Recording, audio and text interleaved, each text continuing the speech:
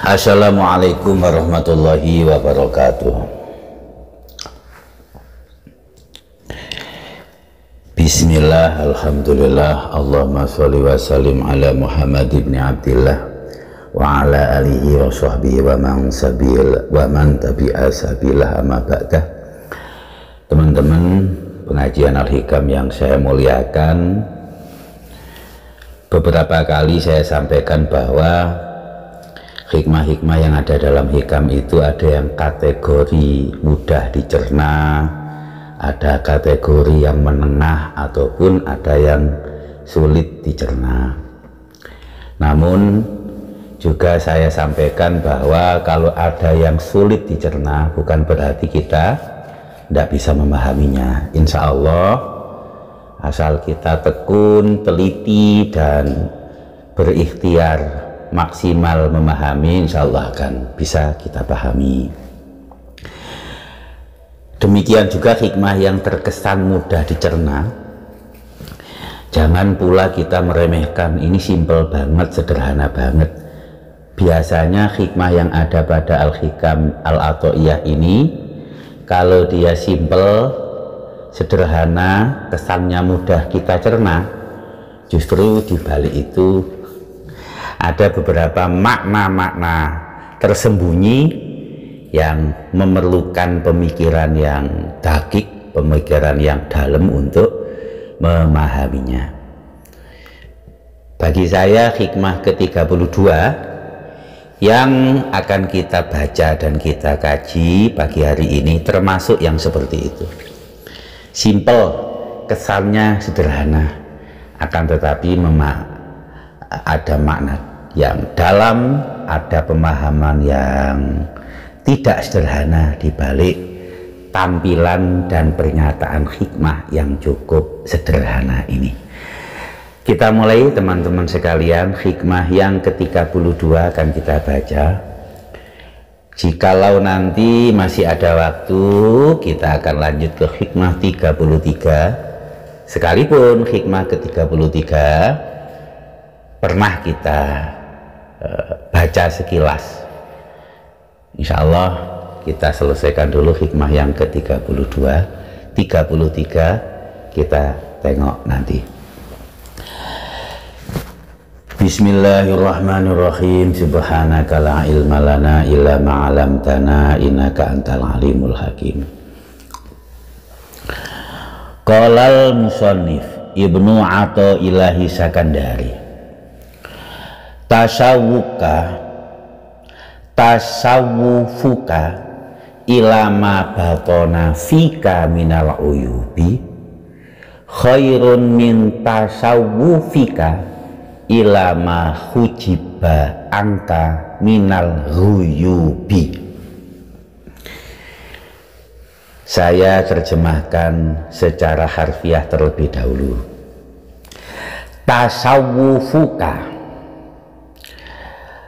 fokusmu, melihatmu, pedulimu, ilama batona fika, terhadap apa yang tersembunyi dalam dirimu, minal uyubi, dari berbagai kurang-kurangmu, aib-aibmu, khairun, itu lebih baik, min tasawufika, dari pedulimu, dari melihatmu, ilama hujiba angka, terhadap apa yang menghijab dirimu, minal ghuyubi, untuk mengetahui apa-apa yang gaib.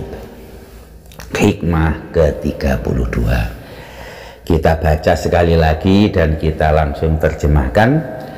Tasawufuka ilama batona fika minal uyubi, inginmu untuk mengetahui lebih jelas terhadap apa-apa aib-aibmu dalam dirimu, kemudian engkau memperbaikinya, itu khairun min tasawufika, lebih baik daripada inginmu untuk mengetahui ilama hujiba angka minal ghuyubi, dari apa yang terhalangi darimu dari apa-apa yang gaib.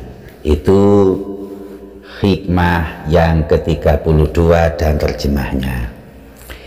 Intinya begini, lebih baik melihat diri kita, apa yang tersembunyi dari dalam diri kita dari berbagai aib-aib.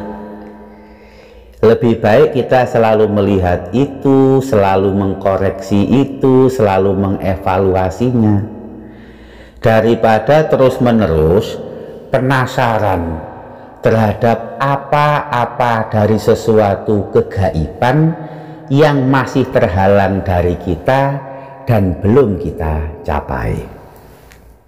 Secara makna yang agak gamblang seperti itu. Rekan-rekan yang saya muliakan,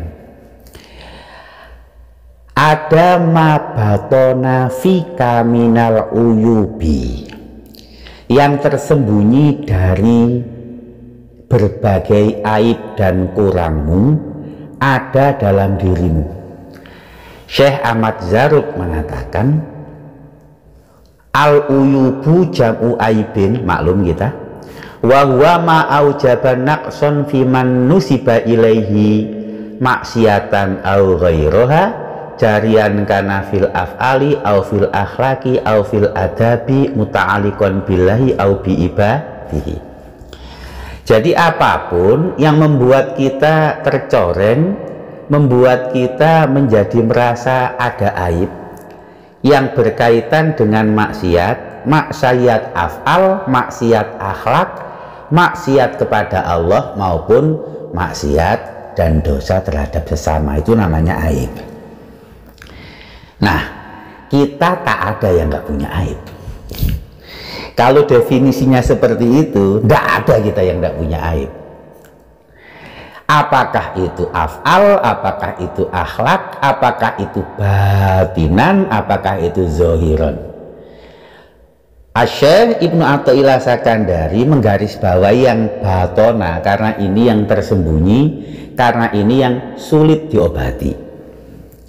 Rekan-rekan yang saya muliakan, prinsipnya ialah daripada kita selalu penasaran dan memperhatikan, mengejar-ngejar berbagai target-target kegaiban yang ingin tersikap, yang ingin terbuka, yang ingin terkasyaf agar kita mengetahuinya, daripada mikirin itu lebih baik fokus mikirin aib-aib diri, kemudian berusaha memperbaikinya. Dalam dunia tasawuf kan sudah biasa terbuka berbagai ghuyub, berbagai hal gaib, mampu menyaksikan sedikit alam malakut, bisa mengetahui hati dan isi perasaan orang, bisa menebak apa yang tidak ada di depan mata. Itu namanya al-kasfu amma hujiba, terbuka dari apa yang tertutup minal huyubi. Tetapi kan sudah disampaikan oleh Gus Bruri beberapa waktu yang lalu, pencapaian-pencapaian seperti itu bukan apa-apa, juga tak membuktikan apa-apa. Nah, justru itu merupakan suatu ujian. Oleh karenanya, ketika kita melakukan amaliyah apapun, jangan itu ditargetkan, jangan itu menjadi perhatian. Daripada memperhatikan itu, lebih baik perhatikan kurangmu, aibmu, segala apa yang tersembunyi dari dirimu, terutama maksiat-maksiat batinmu, baik terhadap Allah maupun terhadap sesama, karena aib-aib batin itu yang sulit untuk kita sembuhkan. Rekan-rekan yang saya muliakan, itu penjabaran lebih lanjut. Jadi begini, ini kesannya kan mudah ya, mudah banget.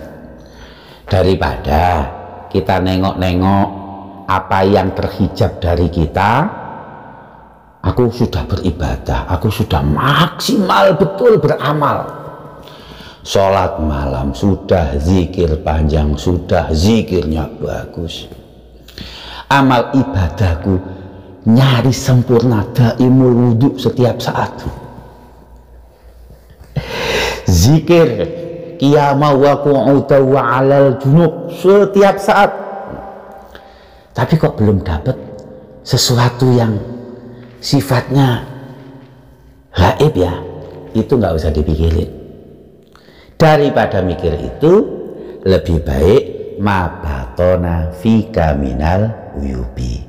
Lebih baik selalu mengkoreksi, meneliti, menguliti satu persatu daripada aib-aib yang terdapat dalam diri kita, secara khusus aib-aib batiniah. Rekan-rekan yang saya muliakan, untuk menjabarkan ini izinkan saya mengutip pernyataan guru saya yang mulia, almarhum Kiai Haji Aziz Hasbullah, Allahumma arham. Beliau menyatakan begini, untuk wusul kepada Allah, caranya bukan dengan memperbaiki dan meningkatkan ibadah. Untuk makrifat kepada Allah dicapai bukan dengan meningkatkan kebaikan. Wusul kepada Allah dicapai dengan meninggalkan segala perbuatan yang dilarang Allah. Makrifat kepada Allah bisa dicapai dengan senantiasa menjauhi maksiat. Nah, beda. Menjauhi maksiat dengan melakukan taat, bobotnya lebih tinggi menjauhi maksiat. Rekan-rekan pengajian Al-Hikam yang saya muliakan, oleh karenanya sifatnya para anbiya, mereka itu maksum, terjaga dari dosa. Mereka itu bukan abidin, beribadahnya maksimal, bukan, tetapi para anbiya maksum dari dosa. Dengan demikian, menjaga diri dari dosa itu lebih baik dan lebih bisa membuat kita cepat makrifat dibanding meningkatkan amal ibadah. Meninggalkan maksiat itu memang lebih berat daripada melakukan taat. Faktanya banyak orang selalu dan berusaha melakukan kebaikan-kebaikan, di saat yang sama ia terus-menerus merusak dirinya dengan keburukan-keburukan. Itulah yang membuat orang tak mampu mencapai usul kepada Allah, tak mampu menggapai makrifat Allah, karena ada yang merusak. Yang merusak itu apa? Ma'asi tadi. Oleh karenanya Imam Al-Ghazali kalau menyebut penyakit-penyakit hati dalam ihya itu kan al-muhlikat, perusak. Rekan-rekan yang saya muliakan, nah, intinya bobot menjauhi maksiat itu lebih berkualitas dibandingkan nilai menjalankan taat. Dan menjauhi maksiat jauh lebih berat dibandingkan menjalankan taat. Oleh karenanya disinilah kalau kita pikir lebih lapang sedikit, ada sebuah kaidah fikih. Kalau udah kaidah fikih ini Haji Akbar ini lubul usul hafal, jamul jawami khatam, ya kan? Itu kaidah usuliyah aja beliau paham, apalagi cuman kaidah fikih begini. Darul mafasid muqaddamun ala jalbil masolih. Menghindari keburukan lebih diprioritaskan dibandingkan meraih kemaslahatan. Ada lagi kaidah yang lain. Idza jtama al halal wal haram ghulibal haram. Kalau ada kebaikan dan keburukan, halal dan haram berkumpul, apa yang menang? Yang buruk. Apa yang menang? Yang haram. Yang kalah? Yang baik dan yang halal. Pepatah kita saja mengatakan, satu titik nila merusak susu sebelanga. Racun sedikit bisa merusak madu satu ember besar. Itulah kenapa bobot keburukan, bobot maksiat itu lebih berat dibandingkan nilai ibadah dan nilai taat. Dengan demikian, sungguhlah tepat Ibnu Athaillah As-Sakandari ini memberikan sebuah tambih untuk kita. Benahi dulu dirimu, selalu koreksi apa yang ada dalam batinmu dari maksiat-maksiat yang masih engkau ajak lakukan.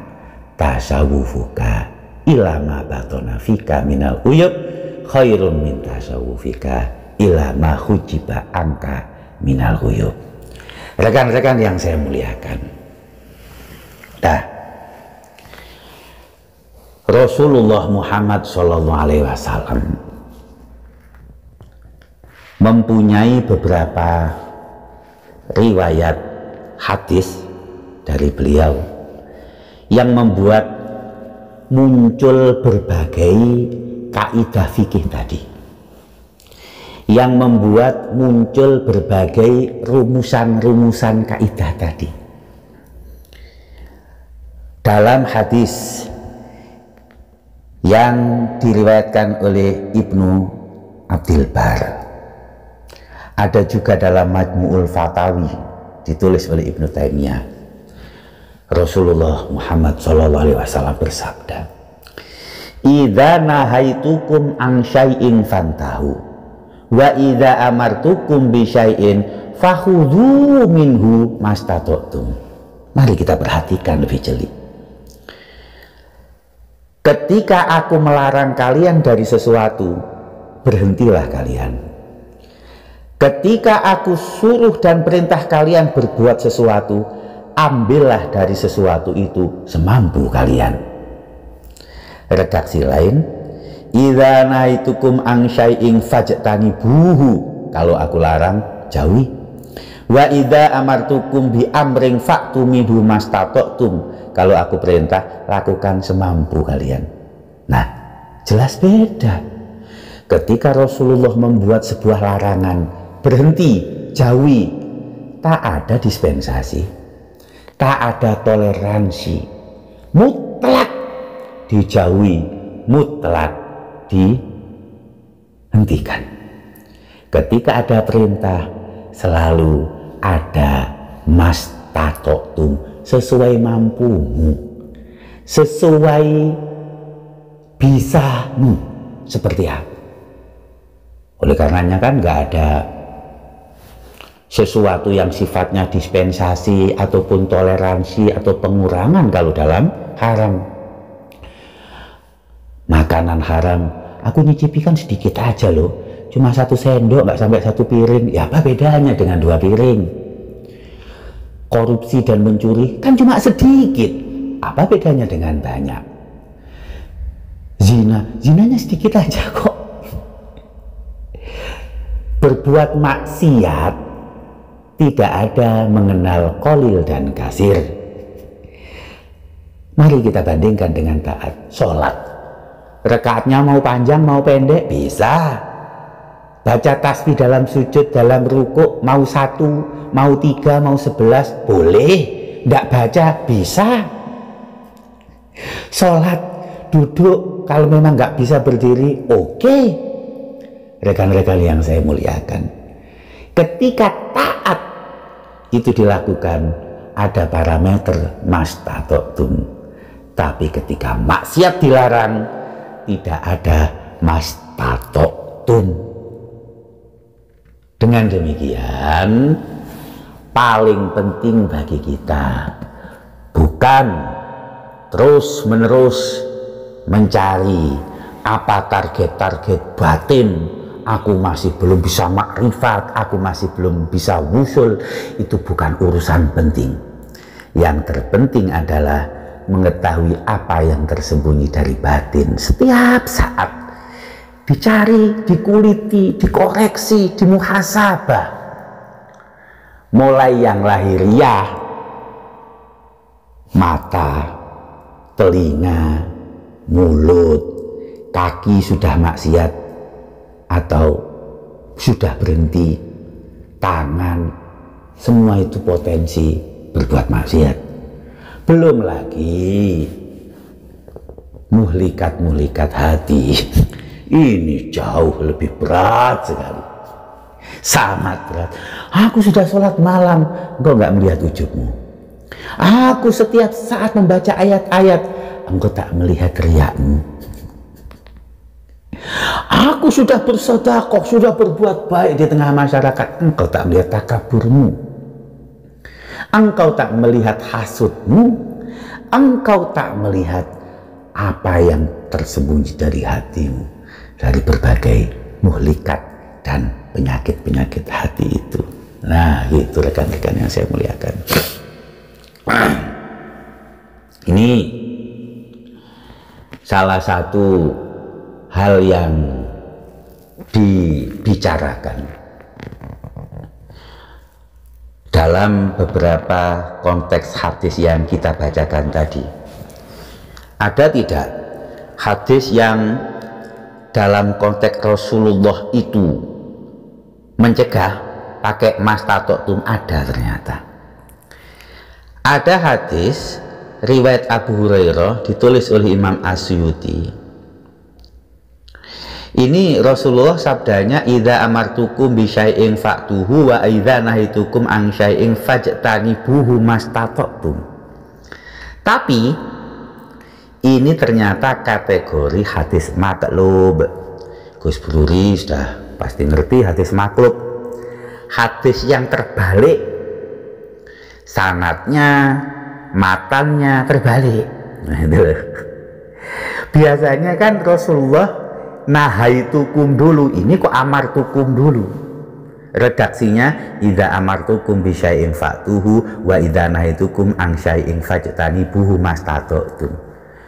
Oleh karenanya disinyalir betul bahwa hadis riwayat Abu Hurairah yang ini itu maklub, dan kalau kita tarjih, kita bandingkan dengan hadis-hadis yang kita baca sebelumnya tadi, jelas secara tarjih menang hadis yang di atas tadi. Sehingga dalam mastatoktum yang ada dalam nahaitukum, yang salah satu riwayat hadis dari Rasulullah ini, nahaitukum fattanibu mastatoktum, mastatoktumnya itu mestinya di amartukum, begitu loh. Ini cara mentarjih hadis ya, cara mentarjih dalil. Kalau kata Haji Akbar, ini adalah bab paling akhir dalam rangkaian usul fikih, itu kan tarjih ya kan. Ini apalagi kalau kita dudukkan dalam usul fikihnya fuqaha, wah lebih rumit lagi bagaimana kita mentarjih antar hadis. Jadi mohon maaf, tanpa mengurangi hormat kita itu pasti sekukunya para sahabat aja ndak ada.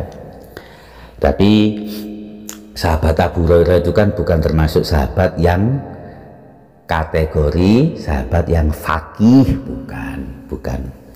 Beliau itu banyak merawikan hadis tapi bukan faqih. Itu mayoritas dikatakan oleh ulama Hanafiyah yang punya konsep usul fikih fuqaha itu. Rekan-rekan yang saya muliakan.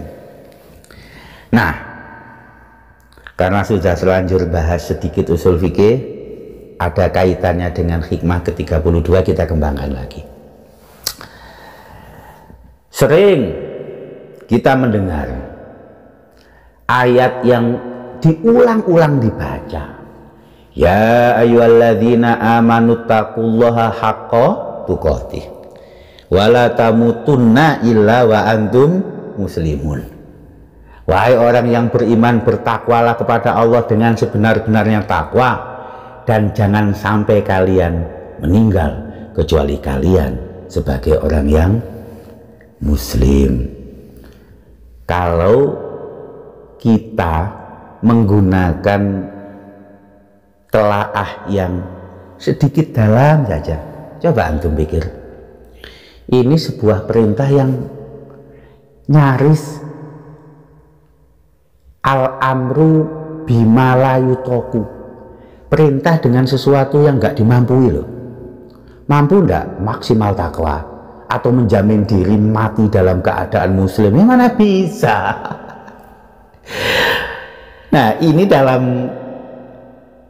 kaitan ini adalah apakah sebuah amar bil muhal, apakah amar dengan sesuatu yang mustahil, apakah amar dengan sesuatu yang tidak dimampui, itu bisa enggak? Dalam teori usul fikih memang ada dua, ada yang mengatakan bisa, ada yang mengatakan tidak, tapi mayoritas kan tidak. Oleh karenanya rekan-rekan yang saya muliakan, jarang yang tahu. Untuk yang mengetahui nasikh mansuh itu adalah suatu wacana yang terbuka dan bisa saja terjadi dalam Al-Quran maupun dalam hadis, bahwa ya ayyuhalladzina amanu taqullaha haqqa tuqatih wa la tamutunna illa wa antum muslimun, itu dinasakh oleh la yukallifullahu nafsan illa wus'aha. Allah tidaklah mentaklif sesuatu kepada seorang mukallaf kecuali apa yang dimampuinya, begitu loh. Jadi kalau antum lihat, kebanyakan mufasir itu mengatakan ya ayyuhalladzina amanu taqullaha haqqa tuqatih wa la tamutunna illa wa antum muslimun, itu dinasakh. Memang ente mampu takwa haqqa tuqatih, mendefinisikan takwa aja kacau, apalagi haqqa tuqatih. Emang ente bisa mengusahakan diri la tamutunna illa wa antum muslimun? Nah, ya kan? Ini termasuk min babil amr bima la yutok. Dan oleh karenanya kebanyakan mufasir mengatakan ini dinasah dengan la yukallifullahu nafsan illa wus'aha.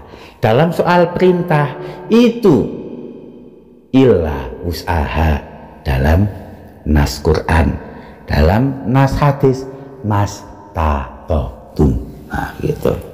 Oleh karenanya rekan-rekan yang saya muliakan, penting sekali setiap hari kita membuat daftar-daftar tentang kemaksiatan-kemaksiatan, tentang manhiyat-manhiyat yang mestinya bisa kita ketahui, kemudian bisa kita koreksi. Untuk mengetahui apa yang masih tersimpan dalam hati kita dari berbagai muhlikat-muhlikat, tentang pencapaian diri, bahwa diri belum mampu untuk melihat dan mengkasyaf yang gaib, itu bukanlah tugasmu, itu bukanlah capaian yang seharusnya engkau miliki. Oleh karenanya tidak usah dipikirin. Salah betul bahwa tasawuf yang engkau lakukan hanya mengajak dirimu untuk mengetahui dan mempunyai target keinginan diri, bisa terbuka hal-hal yang gaib. Itu nggak penting banget. Karena apa? Tasawuf saja itu secara lughawiyah terambilkan dari sofa bening. Ini salah satu versi. Bening, apa yang dibeningkan? Ya hati dong. Apa yang dibeningkan? Dirimu dari berbagai kemaksiatan, dari manhiyat, dari muhlikat. Oleh karenanya ini poin yang mesti kita mengerti, bahwa paling penting, lebih utama, lebih berbobot, yaitu meninggalkan maksiat, meninggalkan larangan, dibandingkan meningkatkan taat dan melakukan perintah-perintahnya. Kalau gitu melakukan perintah Kalau begitu taat enteng-enteng saja, ya bukan berarti seperti itu, enggak seperti itu. Rekan-rekan yang saya muliakan, mengakhiri hikmah yang ke-32 ini, saya ingin mengutip perkataan dari Sufyan Ats-Tsauri agar kita renungkan ini. Sufyan Ats-Tsauri, ilahi al-bahaim yajjuruhar ra'i fatanjuro an hawaha. Wahai Tuhanku, binatang ternak oleh gembalanya itu mampu dikendalikan dengan cemeti sehingga ia tidak mengikuti inginnya. Wa aroni, sementara aku melihat diriku, layat juruni kita buka amma ahwahu, tak menghalangiku apapun yang kau sampaikan dalam kitab sucimu. Faya sau'ata, kalau begitu aku ini lebih buruk daripada binatang. Paham enggak nih, ha? Kita lihat kuda kadang pakai cemeti, itu cemetinya nggak mengenai badannya, cuman disuarakan sedikit-sedikit di sampingnya. Itu kuda ini inginnya ke kiri, gara-gara cemeti dia menjadi lurus. Sapi juga seperti itu, bahkan bebek dan kambing, bebek yang ratusan di sawah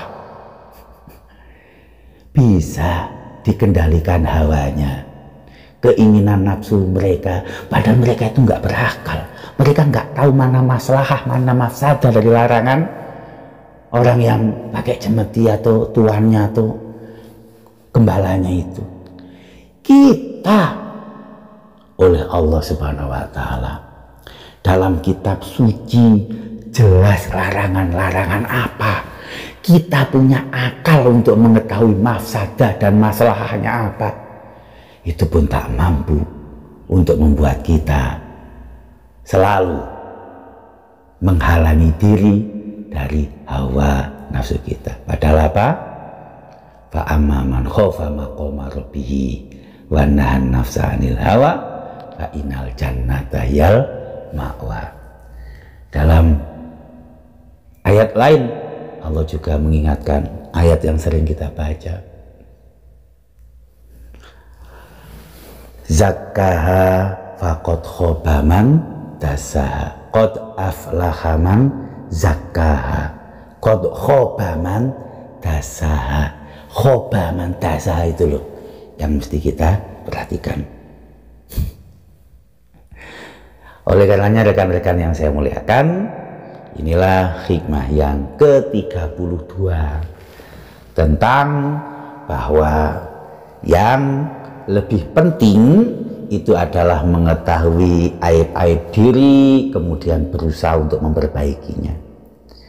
Yang sangat penting adalah maksiat-maksiat yang kemudian kita perbaiki, dan itu tanpa kompromi, dibandingkan mengejar-ngejar apa yang masih belum tercapai dari hal-hal kegaiban. Baik, mudah-mudahan bermanfaat. Kurang khilafnya saya mohon maaf yang sebesar-besarnya. Al-afa minkum, ihdinas siratal mustaqim. Assalamualaikum warahmatullahi wabarakatuh.